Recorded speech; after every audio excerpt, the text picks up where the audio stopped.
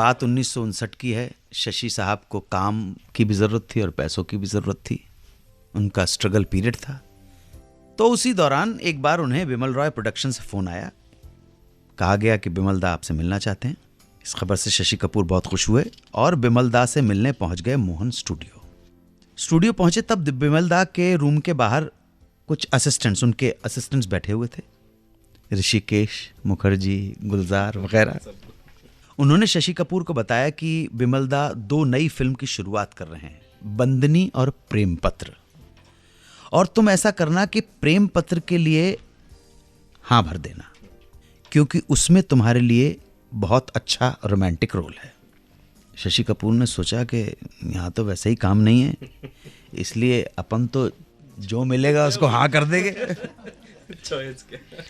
और साथ साथ काम किसके साथ है? बिमल दा ऑफर कर रहे हैं, ना करने का सवाल ही नहीं है। इसी भावना के साथ वो फटाफट बिमल दा के कमरे में अंदर गए, मिले और कुछ देर खामोश रहने के बाद बोले, शशि हम एक पिक्चर बनाएगा, आई वॉन्ट यू।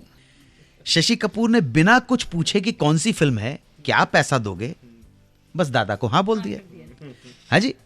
दादा ने डेट्स पूछी और कुछ बातचीत के बाद शशि कपूर बिमल दा के कमरे से बाहर आ गए। अब बाहर आते ही दादा के एक असिस्टेंट ने पूछा, मे बी ऋषि दा ने या गुलजार साहब ने पूछा कि भाई क्या हुआ। तो शशि कपूर ने कहा कि दादा ने मेरी डेट्स ले ली हैं। तो उस असिस्टेंट ने कहा, किस फिल्म के लिए? शशि जी बोले, ये तो मैंने पूछा ही नहीं।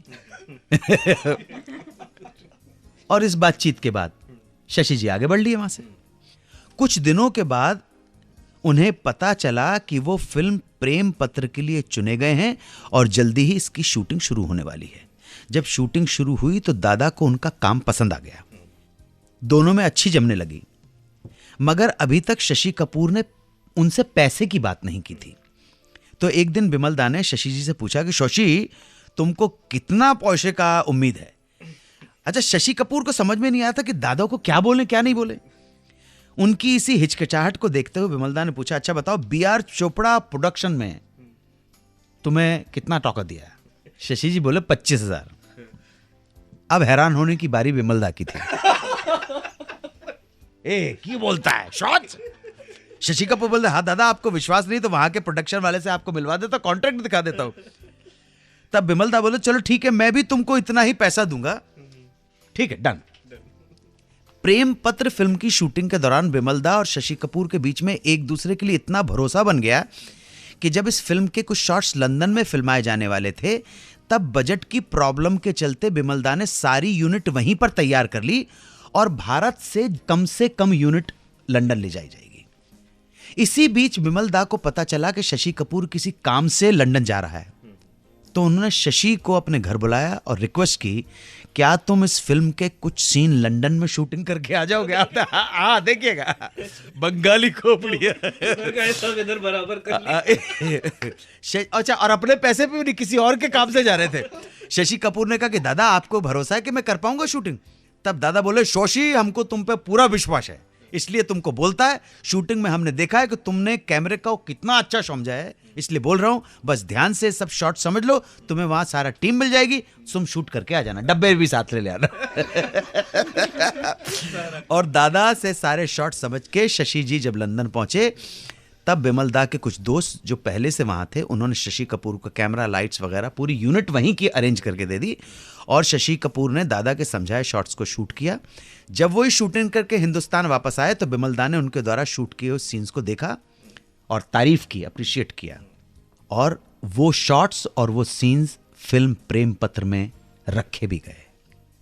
तो इस तरह बिमल दा ने शशि कपूर के साथ पहली ही फिल्म करते हुए उन्हें कुछ शॉट्स को डायरेक्ट करने का मौका भी दिया। आई थिंक ये पहली बार ऐसा हुआ होगा कि शशि जी ने डायरेक्ट किया फिल्म को। ये बात है तब की जब शशि फिल्मों में काम नहीं करते थे, थिएटर में हिस्सा लिया करते थे। एक बार शशि कपूर की पीठ में घाव हो गया और बीमारी इतनी बढ़ गई कि उसका ऑपरेशन करना पड़ा।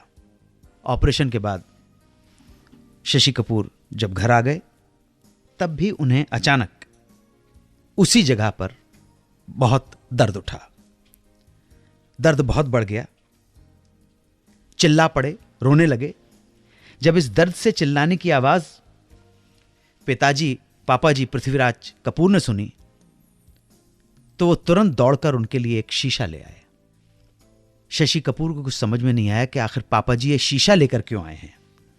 कुछ वो समझ पाते इससे पहले ही पिताजी ने कहा, ये शीशा देखो और दर्द की वजह से चेहरे पर जो भाव आए हैं, एक्सप्रेशन आए हैं, उन एक्सप्रेशंस को अपने जहन में बिठा लो, क्योंकि ठीक होने के बाद तुम्हें इस दर्द की सीमा का एहसास तो नहीं रहेगा, मगर तुम्हारे ये एक्सप्रेशन, ये भाव ही तुम्हें बाद में अच्छा परफॉर्म करने में मदद करेंगे।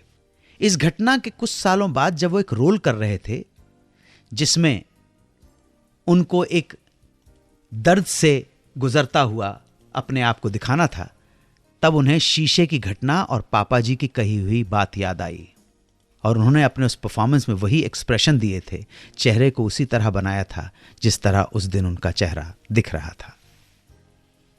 शशि कपूर जी को अपने पिताजी से मिली सीख को याद रखते हुए सुनते हैं शशि जी की फिल्म से एक गीत। हेलो, कौन सा बोल रहे हैं? अनु जी प्रणाम, मैं राजीव तिवारी बोल रहा हूँ भोपाल से। राजीव तिवारी मतलब हमारे राजीव भैया जी। अरे भैया कमाल की बात है, आज आपने लगा दिया फोन। मैंने लगा दिया, आपसे प्रेम करता हूँ। क्या बात है भैया।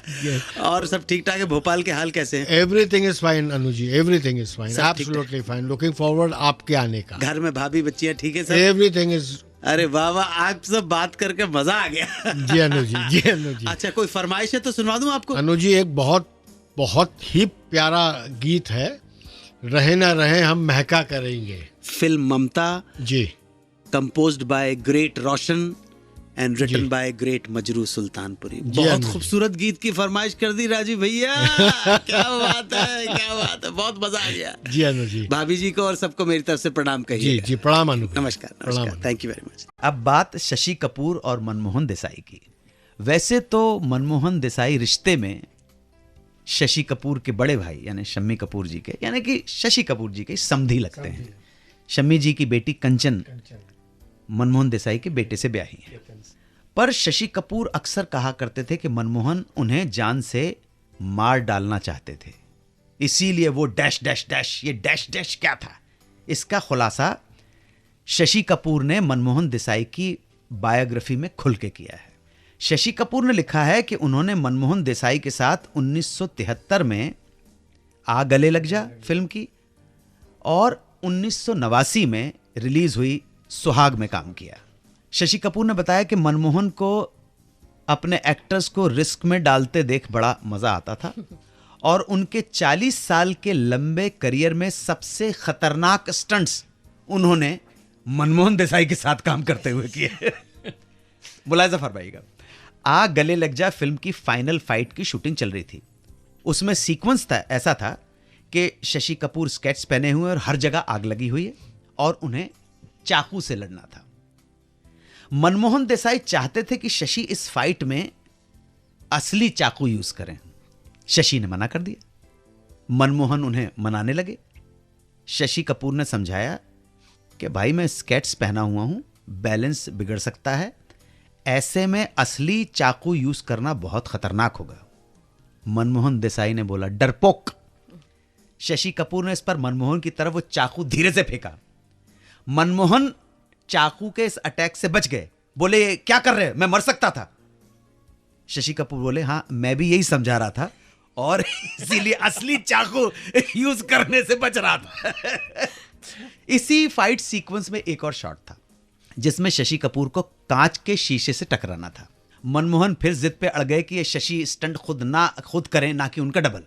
शशि कपूर ने ऐसा करने से बिल्कुल मना कर दिया और जब शशि कपूर के डबल ने वो स्टंट किया तो जैसे ही वो शीशे के पार निकला उसके सर में ढेर सारे कांच के टुकड़े घुस गए। शशि कपूर के डबल को 60 टांके आए थे। शशि ने फिर मनमोहन देसाई से कहा देखा, और ये स्टंट तुम मुझसे करवाना चाहते थे, तुम मुझे मारना चाहते हो। बात सिर्फ यहीं पे खत्म नहीं हुई। अब आई फिल्म सुहाग। इस फिल्म में भी मनमोहन मोटर बाइक और हेलीकॉप्टर का एक स्टंट शशि कपूर से करवाना चाहते थे बिना डबल के।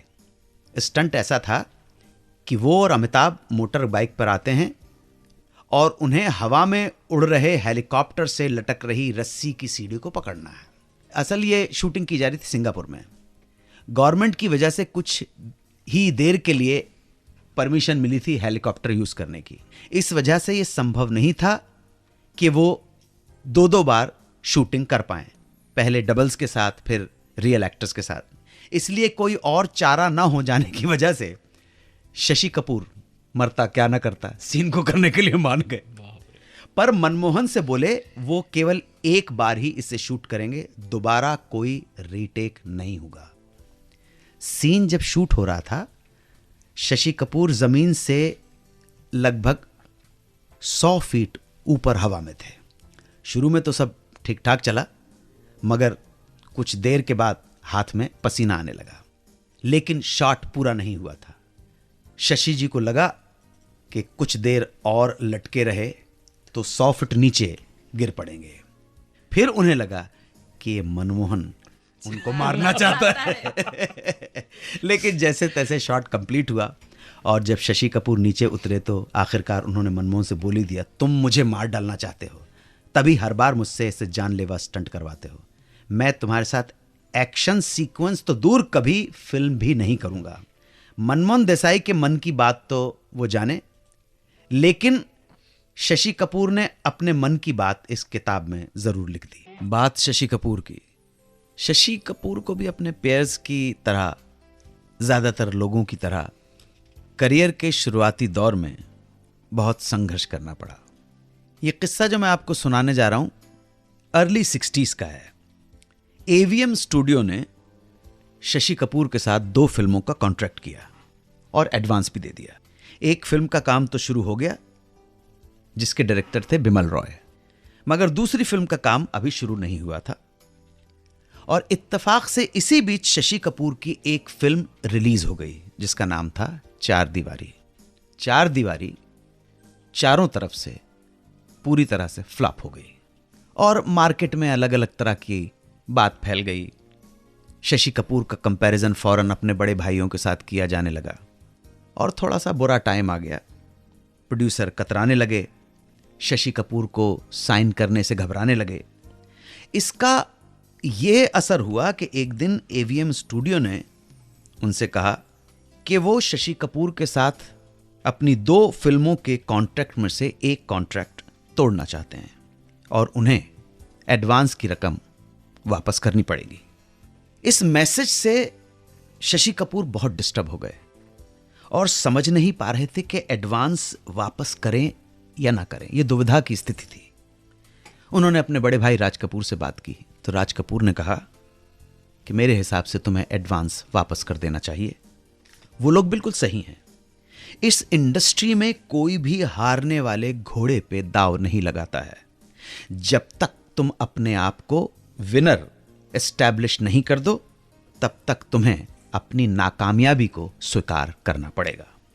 यह तो बस शुरुआत है, आगे तो ऐसे कई मोड़ आएंगे जहां इस तरह की घटनाएं तुम्हारे साथ घटेंगी। इसलिए तुम्हें अभी से सीख लेना चाहिए कि कैसे अपनी नाकामियों से सीखकर उन्हें भुलाना है और कैसे जब सफलता हाथ लगे तो उस पर बहुत ज़्यादा ध्यान नहीं देना है और आगे बढ़ता चला जाना है। इसलिए घबराओ मत और जो एडवांस लिया है एवीएम से 5,000 रुपये का, वो डिग्निटी के साथ वापस कर दो। उस ज़माने में 5,000 बहुत बड़ी रकम हुआ करती थी, मगर शशि कपूर ने अपने भाई की बात मानते हुए ये एडवांस वापस कर दिया और बड़े भाई की बात को गांठ भी बांध लिया और असफलताओं को भुलाते हुए और सफलताओं पे गुरूर न करते हुए एक दिन बन गए अपने भाई राज कपूर की तरह हिंदी सिनेमा के एक कामयाब स्टार। फिल्मों में आने से पहले ही शर्मिला टैगोर बहुत बड़ी फैन थी शशि कपूर की। उस टाइम पे शर्मिला जी को लगता था कि हर लड़की सिर्फ और सिर्फ शशि कपूर से प्यार करती है। शर्मिला जी को ब्रेक मिला शशि कपूर के बड़े भाई शम्मी कपूर के साथ। फिल्म थी कश्मीर की कली।